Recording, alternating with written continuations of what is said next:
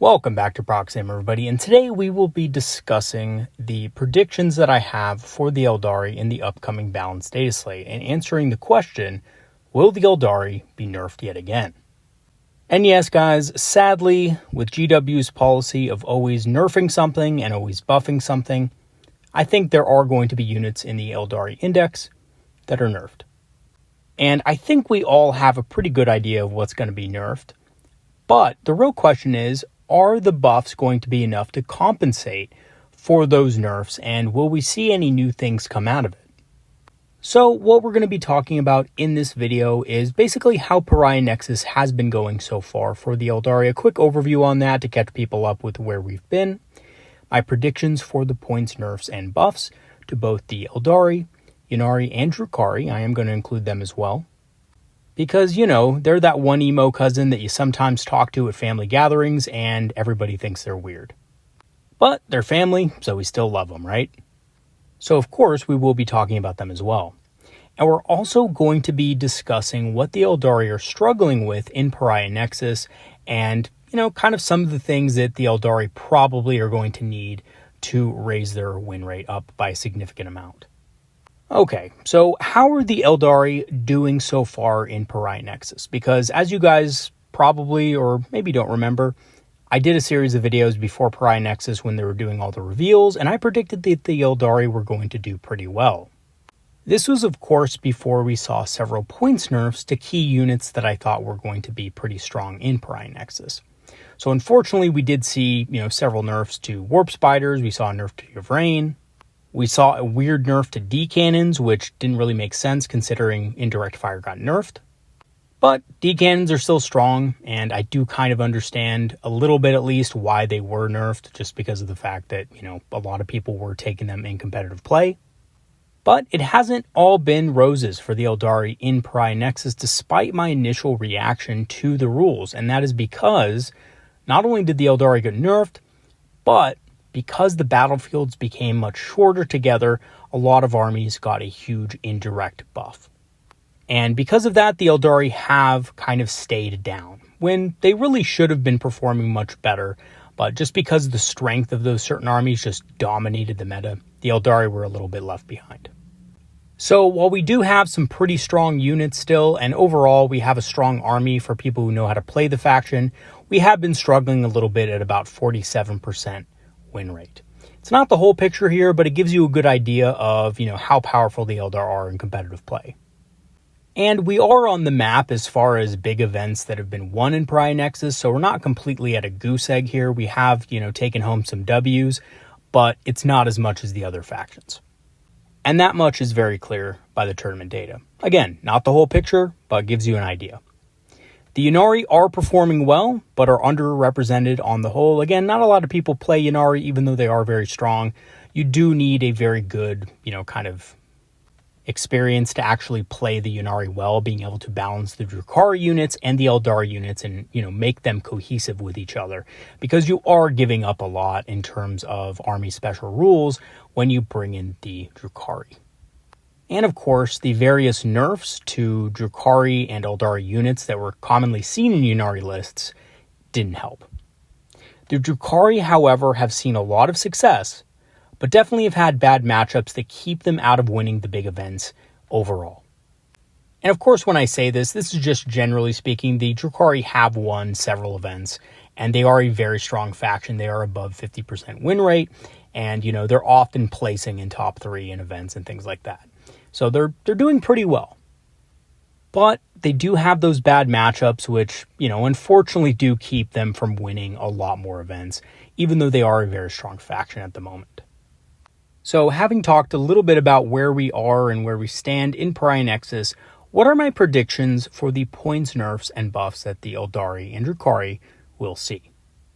So first of all, let's talk about the buffs. Now, some of these are just my wish list buffs that I think would really do the faction a lot of good, but we may not see at all, right? And the first one that I just want to talk about real quick is the Night Spinner. A lot of you will be quick to say, no way, GW will not actually buff this thing again. And you're probably right, but I think it deserves a buff, at least for the points, because of the fact that it got, kind of screwed over for lack of a better term, when it got nerfed to 210 points because its ability also got changed. And our army could really use something that could slow enemies down right now. Like the Night Spinner in this meta, where we have a bunch of fast-moving infantry and, really hard-hitting melee units, the Night Spinner would be tops if it was just a little bit cheaper. And I think you would see people including one unit in their armies at 180 points. So I'm hoping for a 30-point decrease, brought back down to 180, where I think it really should be, considering all the nerfs it's had. And I certainly don't think it's going to be spammed like it once was, just because even at 180, it's just a little bit too expensive, in my opinion, to actually run with some of the other stuff in the army with the increased prices that we did see in Pariah Nexus. So again, don't think it's going to be spammed. I don't think it's really meta to spam it just because we see so many tough units out there now, and we do need killing power to deal with them. But it would be nice to have something to slow enemies down and prevent our army from getting locked down by these super mobile factions. Wraithblades, I also think, will go down by 10 points. Wraithblades, they're seen occasionally, but, they're nothing really dominant in the meta, and no one really thinks they're OP or anything. I think they're a really good unit when used correctly, but I do see GW kind of, making them a little bit more, attractive by reducing their costs slightly. So I can definitely see these guys being 160 points for 5. So, basically a 10-point buff. Wave Serpents I can also see going down a little bit. The Raider and the Venom from the Drukhari got, basically buffed a while back. And that's been really healthy for their faction. It's been really awesome for them. So, the Wave Serpent is a transport that doesn't see a lot of play. You really only see it occasionally in competitive play, and I think it just needs a little bit of help. It's a good transport, but it's a little bit expensive for what it does, and I would like to see it just a tiny bit cheaper at 110 points. I think that would be a good place for it in general. Shining Spears I can also see getting a 10-point buff, so, being brought down to 90 points, just because of the fact that they're still struggling to find themselves in competitive play. There's not a lot of room for a unit like Shining Spears at their current cost. They're pretty expensive, but they're a decent unit if you really look at them and you know how to position them well in the battlefield and so forth. They just really struggle into a lot of the matchups at 100 points. So I think if you brought them down to 90 points, they'd trade a lot more effectively and they'd be able to be a much better unit on the battlefield. And you would start seeing them occasionally in competitive play. At least in GW formats, I don't think they would see as much play in WTC terrain. I really just don't think they have a place there. But in GW tournaments with their terrain layouts, I think you would start to see them occasionally. Which is good. Not every Aeldari list should have, Shining Spears, but they should be appearing in a couple here and there depending on the roles that are needed. So I think that would actually do them a lot of good. Howling Banshees, I can see going down by 5 points. Currently, they're not really being played still, even though they're a pretty good fights first unit, just because they don't have a lot of damage into some of the meta units that people are running in melee. So if you look at their most powerful ability, they're really more of a defensive unit. You really want to use them to heroically intervene. Heroic Intervention got a buff. Howling Banshee should be doing great, but they're not, just because they don't have the damage to really deal with anything outside of your regular Assault Intercessors. And especially for the points. So I think if you reduce them by a little bit, people would maybe play them a little bit more. They could trade a little bit better with your Assault Intercessors and so forth, and they could make up their points that way.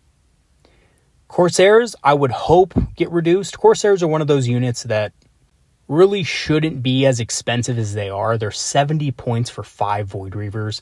They're 90 points for 5, Void Scarred. I just think that's too expensive for what they do realistically. So I would like to see them reduced in points. And also, they don't have the benefit of Strands of Fate. So they're already losing out on a special rule, so you'd figure they would be cheaper because of it. But unfortunately, they're not. They are more expensive. I think that being reduced by 10 points would open up a lot of options for people to start taking Corsairs, because they do have Scout, and that is a very powerful ability in Pariah Nexus. Just not really for the cost. And they do compete with Striking Scorpions 1-for-1, and they're more expensive than striking scorpions. They do less damage than striking scorpions. They have scout versus infiltrate, and in general, striking scorpions are just better. Unless you roll a good mission for battle line units, you're really going to be at a disadvantage if you choose Corsairs over scorpions.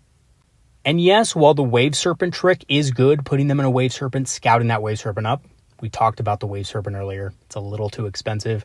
If it got a points drop, if Corsairs got a points drop, I think you would see some lists bringing Corsairs in Wave Serpents. I think that would be a viable tactic going forward in Pariah Nexus, and I think it should be a viable tactic. And quite frankly, a viable unit to bring to the table. A lot of armies have this, where they have, Catachans and Chimeras, or, so forth. You have your, Breacher teams and Devilfishes and stuff like that. So I really do think that Eldar should have some sort of equivalent, and I think Corsairs are it. And come on, let's be real, we all want an excuse to run those Corsairs because they look awesome. So it'd be really cool to be able to actually put those on the table and feel good about it. And of course, as you guys know, I'm going to advocate for Warlock Conclaves and Warlocks once again. I predicted this last time, didn't happen, Warlocks didn't get a buff. Please, GW, listen to your communities. Warlocks need help. So first of all, let me just say this. Warlock Conclaves are probably the worst unit for the points, not only in the Eldar Index, but in the entire game. I mean, seriously, not only are there better units for the cost that Farseers and Farseer Skyrunners can be attached to, but the damage and the durability of those units is far greater than that of the Warlock on foot and the Warlock Skyrunner Conclave. So I think a good starting point would be to reduce the costs of Conclaves by 10 points per unit. So, for 2 Warlocks, it would cost 50 points instead of 60, and it would cost, 100 points instead of 120 for 4. For Skyrunners, it'd be the same thing, although I would argue that for Skyrunners, it should probably be even less because they are even more overcosted. I think they cost about 50 points a model, which is absolutely insane. And I honestly think those should go down to about 130, which is, I think, okay for what they do, but it's still not that great. And I think the truth is, guys, is that they're really not going to be really good unless they're, undercosted. And that's just because the rules that they have aren't that great to begin with. Having a permanent fortune on yourself is pretty good, but the other rule, the 4+ feel no pain against psychic attacks, it's really just not great. Even if you're going against things that have a lot of psychic attacks, like Grey Knights or Thousand Suns or something like that, chances are, with the low amount of wounds that the unit has in general, they're just going to be able to overpower you through other means. They're just going to be able to flame you, or they're going to be able to just pound you with bolters. And there's not much you can do about it, right? Yeah, they're going to wound on 5s probably, but with volume of fire, Warlocks can easily be taken out. And of course, the other thing is they don't really do much outside of just protecting the Farseer on foot or the Farseer Skyrunner, right? Because their damage isn't great. They have a Heavy Flamer, which is not quite as good as a Heavy Flamer, and they have a Shuriken Catapult that can reroll wounds. Who cares? Maybe a Singing Spear as well. But you also have to account for their points. At the expensive cost that they are, 50 points a model, they do nowhere near as much damage as 50 points of something else. I mean, for 1 Warlock, you can get a whole unit of Rangers. You can almost get an entire unit of Striking Scorpions. So really, this is just a case of subpar rules for an extremely expensive cost, and nobody's about that. And I don't think we've seen Warlock Conclaves in competitive play basically forever, probably almost since the beginning of the edition. Now, we have seen single Warlocks. We've seen Warlock Skyrunners with big units of Windriders, which I think is pretty good, but they're 55 points a model. They do need to be reduced a little bit for what they get and what they give to the unit. They're really only viable in those big units, so that's, one build. I would like to see them be a little bit cheaper. Same thing with Foot Warlocks. Foot Warlocks being a 45-point model for something with 2 wounds, which is essentially just precision bait, is just really not a good purchase. If you put them in a Storm Guardian unit, yeah, they can be really useful. They can auto-advance you 6. They can do a lot of cool tactical things with the -2 to charge distances, stuff like that. But even though they have the utility, the Warlock will be exposed if you put them into positions where Storm Guardians would want to be. and you're making the unit a lot more expensive than it has to be. And really, Storm Guardians are more of a sacrificial unit anyway at the end of the day.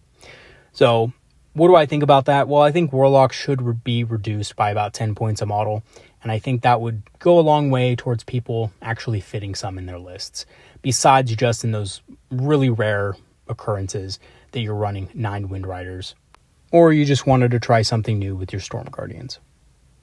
Now, if you guys haven't noticed, there are also units that I haven't included here, which I think need buffs. The reason I haven't included them is because I don't think they need points buffs. I think they need rules buffs because their rules are abysmal. And I don't think points would save them. This includes the Shadow Seer, which I still think sucks even today. I think there's just better options for the points. And the fact that you can't use the Shadow Seer's ability out of a transport just makes absolutely no sense. The Hemlock Wraithfighter is also another one that needs a buff, but points aren't going to save it. Coming in, hitting on 4s, which also makes no sense for the Hemlock because it's piloted by a Warlock. And then on top of that, not being able to use his ability right out of reserve is truly an absolute disgrace. It is a really cool model, and it definitely needs better rules. Just point blank, simply put, I think the Crimson Hunter has some pretty good rules. Why the Hemlock Wraithfighter can't have good rules as well is a mystery to me. But there you go. Let's hope that it gets some good rules and some justice in the upcoming codex. Okay, so now that we've talked about the potential buffs, let's talk about the nerfs. And I can assure you that these 2 nerfs are most definitely going to happen, especially the first one being Warp Spiders. I see them getting nerfed by about 10 points, moving up to 135. Now, personally, the thing with Warp Spiders is I wish they would stop picking on them. It seems like GW gave them a really powerful ability for this edition, and then they just constantly have nerfed them since. And it's almost like they've not even realized that maybe the problem with Warp Spiders isn't the cost, it's the ability. Maybe you should reduce the movement value of the ability, maybe to 20 inches or something like that, and then they'd be a lot more balanced. But no, GW's logic is just make them more expensive, because of course that will fix them, which is a very bad position to have in my personal opinion. However, I do see Warp Spiders going up. A lot of people are running them, but I don't think they deserve the nerf, truthfully. And I think that an ability change would be a much better way to tackle the Warp Spiders. Fuegan is another model that has been basically a staple in competitive lists for a while now. He's been nerfed several times, and I believe he will probably be nerfed again. He's 130 points currently, which is fantastic for what he does. And even at 140, which is what I think he's going to go up to, he's still going to be great, and he's still going to be taken. So again, points changes here are not going to take, or I should say, reduce the viability of these units in competitive play. However, I do expect that when the new codex comes out and we get new models for Warp Spiders and Fuegan and Fire Dragons and things, we might see their effectiveness drop off a little bit. Maybe not in the case of Fire Dragons, but definitely in the case of Fuegan, I think. I think they're probably going to change his ability somehow. And I think Warp Spiders, they'll probably nerf that ability as well. So again, that's just all conjecture. We'll have to wait and see. But if history serves correctly with other aspects that have come out with new models, GW is going to be looking to nerf those somehow so that people still buy them because they're new and shiny and stuff like that. But they're not that competitive, right? So we might actually see that being the case.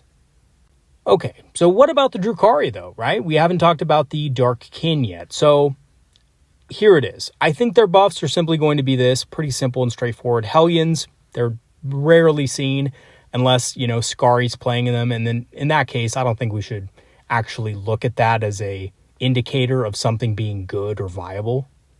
Because that guy can honestly run a meme list in a tournament and do pretty damn well, if not win the entire thing. So, Hellions, are they good? No, they need a points decrease. But more importantly, probably just need to be infantry so that they can actually move through ruins effectively. Grotesques are horrible as well. They need to be reduced in points again. They don't compete well with any of the other, Terminator equivalent units in other indexes or codexes. They have absolutely no character support, which they should be able to, be joined by a Homunculus or Urian or Karth or something like that. But unfortunately, they're not, so they need to be cheaper, point blank, right?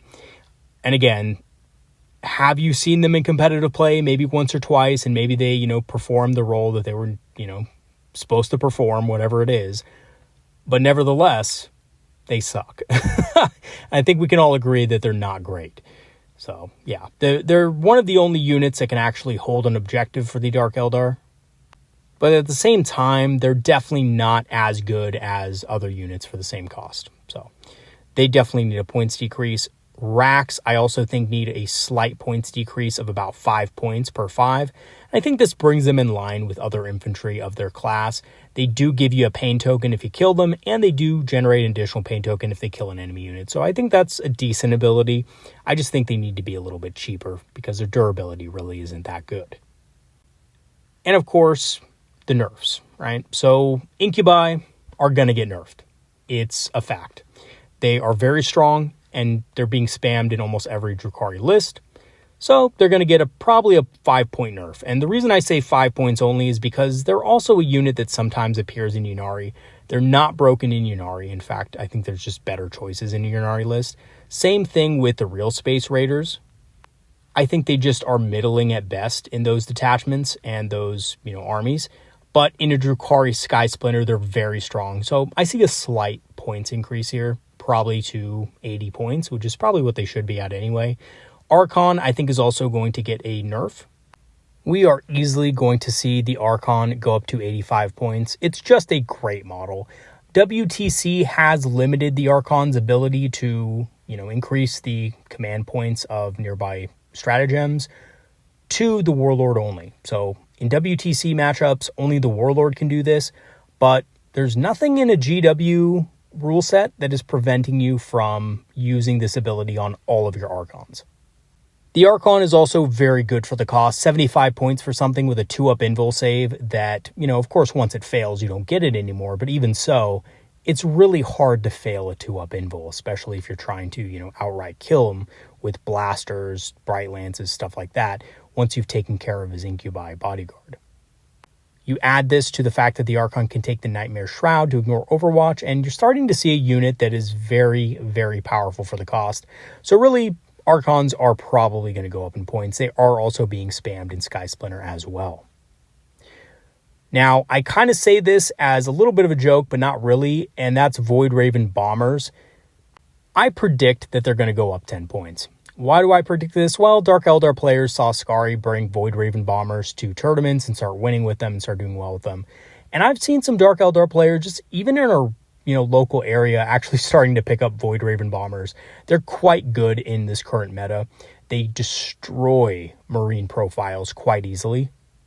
And they're really good into a lot of the matchups that Dark Eldar struggle with because they're flyers. So they can't normally be engaged by models without the fly keyword.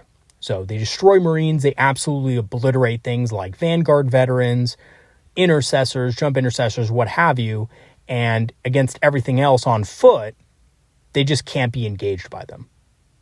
So they are quite strong, especially with pain tokens. So yeah, absolutely, they're probably going to get a slight nerf. They got nerfed before. GW is not above nerfing flyers.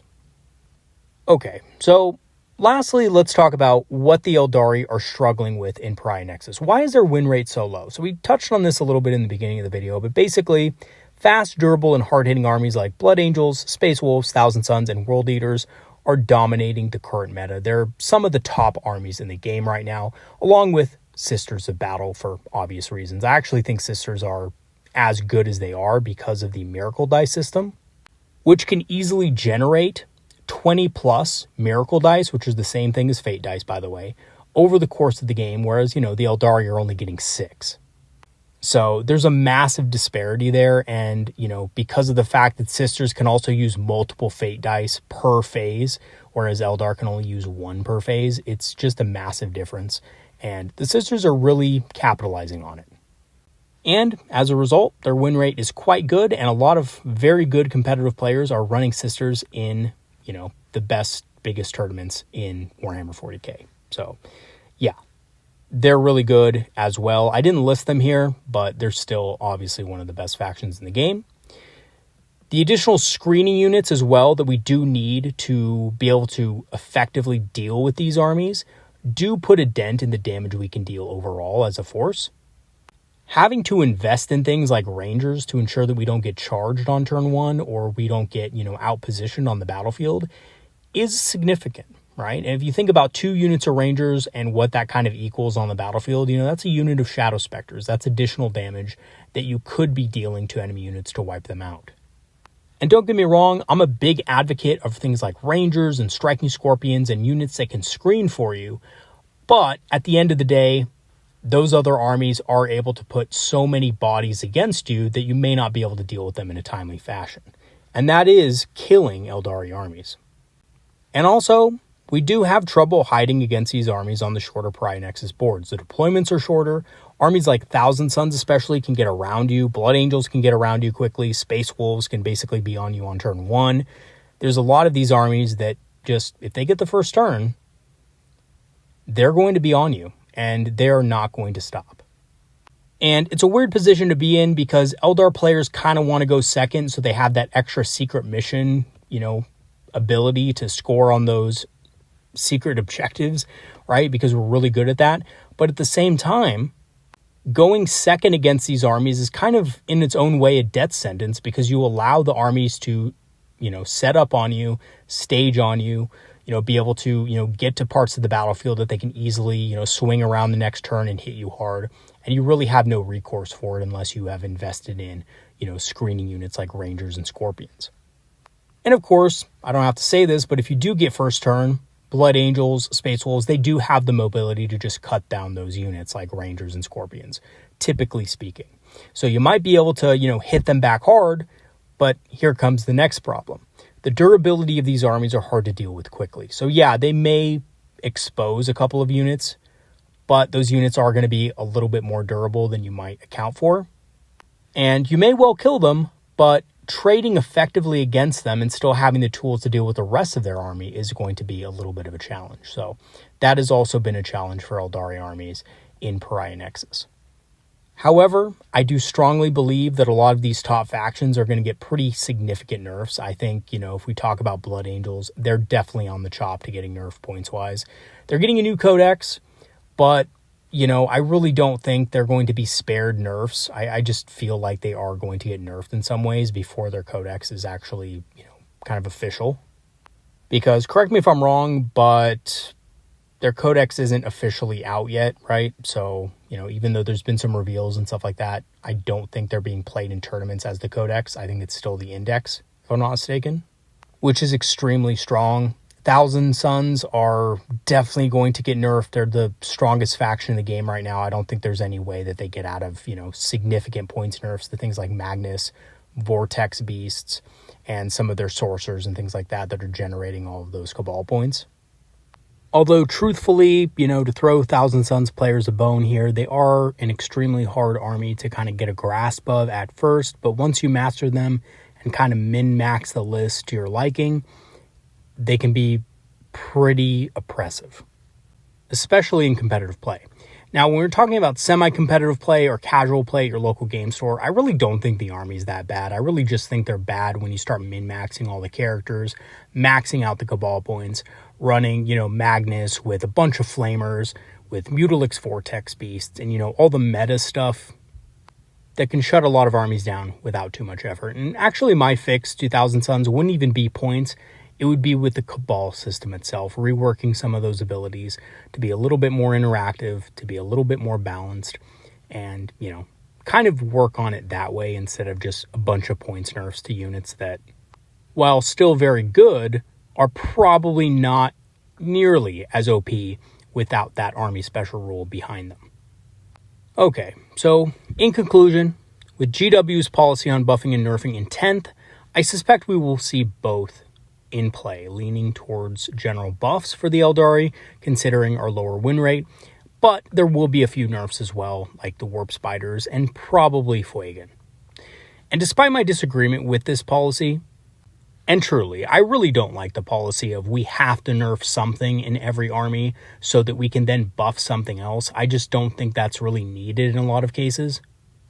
I think that a lot of factions below 50% win rate shouldn't be subjected to this in general. I think it's a really feels bad thing too, especially in the casual and maybe even semi-competitive community. You have your army together already and, you just have to eat nerf after nerf after nerf because super competitive players are min-maxing and making their armies super efficient.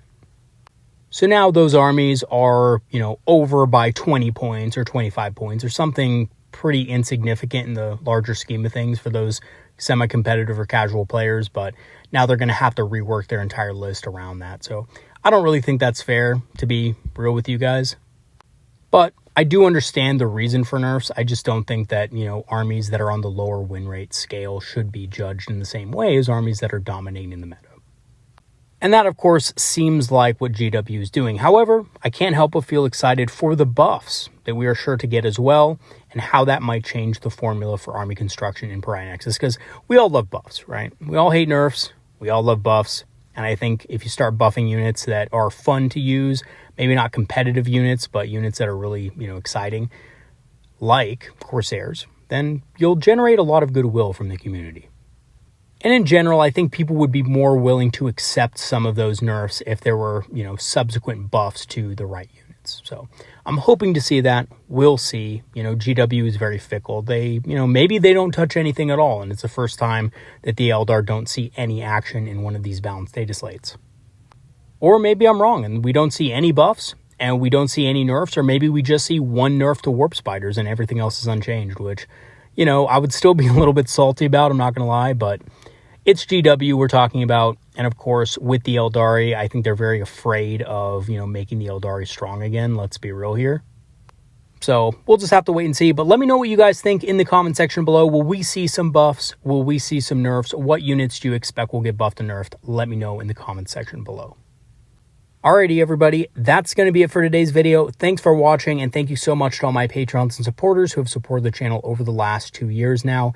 We're getting really close to that 2-year mark, and we're really getting close to that 5K sub mark as well.